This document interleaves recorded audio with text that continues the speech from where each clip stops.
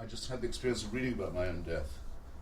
Oh my. So it's on my mind. Well, more than usual. I'm going to ask you a question about it today. Okay, good. That's a perfect introduction to my memoirs. Thank you both for entertaining me.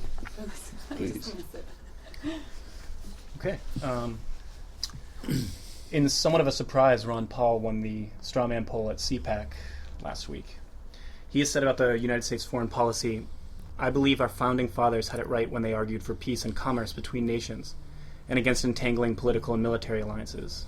In other words, non-interventionism." And one of your heroes, Thomas Jefferson, insisted on entangling alliances with no one. How would you respond now to Jefferson and Paul, and do you think Jefferson would have a different stance if he were alive today?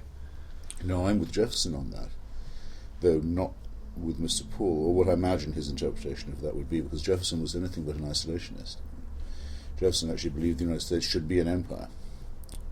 It didn't have the connotations it does then. Doubled the size of the United States by dealing with the French. Would have made Cuba part of the US along with Florida. Hope for that to happen one day. Don't know what Mr. Paul would have said about that. Let's take a present case. And what could be nicer for all concerned than for us to have a free trade agreement with the good people of Persia? Great civilization. Incomparable, actually.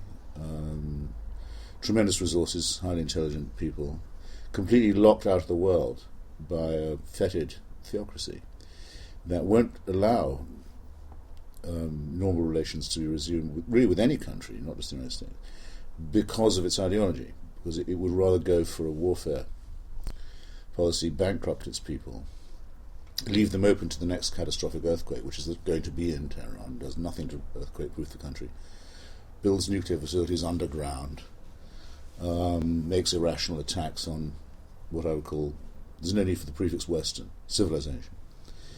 Made them every kind of offer we can. Come back into the fold. President Obama even said he wants the Islamic Republic back into the fold, which I don't think is possible. It's because it's an Islamic Republic that it's out of the fold. So what does Ron Paul say about that? I bet you he says President Obama joins the drumbeat for war, which of course he isn't doing. This is not a choice that we have conditioned. So just to take the most salient example I can think of from the front pages, it means that what Ron Paul says is essentially empty. You hear often from critics of our involvement in Iraq and Afghanistan that even if our cause is just, they can't bring themselves to trust the U.S. government's track record in intervening in the affairs of other states. Yes. Do you think that's a fair worry to have?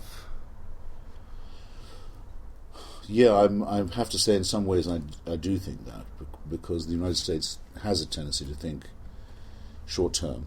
A huge number of its citizens don't have really much interest in the rest of the world. Would rather talk about an exit strategy before there's even been an entrance strategy. A lot of Americans don't study foreign languages or foreign cultures at all. I shouldn't even call them foreign, international. It will take me several lifetimes to get over the ineptitude of the intervention in Iraq, especially given how much time we did have to think about it. We knew it was in our future. I blame myself in part because I knew some of the people who were advocating the overthrow of Saddam Hussein. And when I went to talk to them, people like Paul Wolfowitz, very intelligent people, I would say things like, we're not going to let the Turks come into northern Iraq, are we? As they demanded that we do as price of a northern front.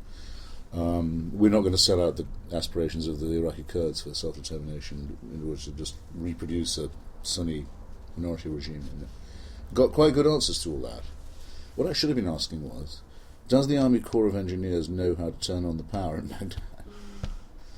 But I didn't think that was my job. I thought my job was, so to say, ideological, matters of principle, things of this sort. It would seem to be insulting to ask someone at the Defense Department, have we brought enough bottled water? Right. When I should have been asking that. Have we told off a detachment of Marines to guard the Iraqi National Museum? I would have felt a fool sitting in the Pentagon giving orders or making...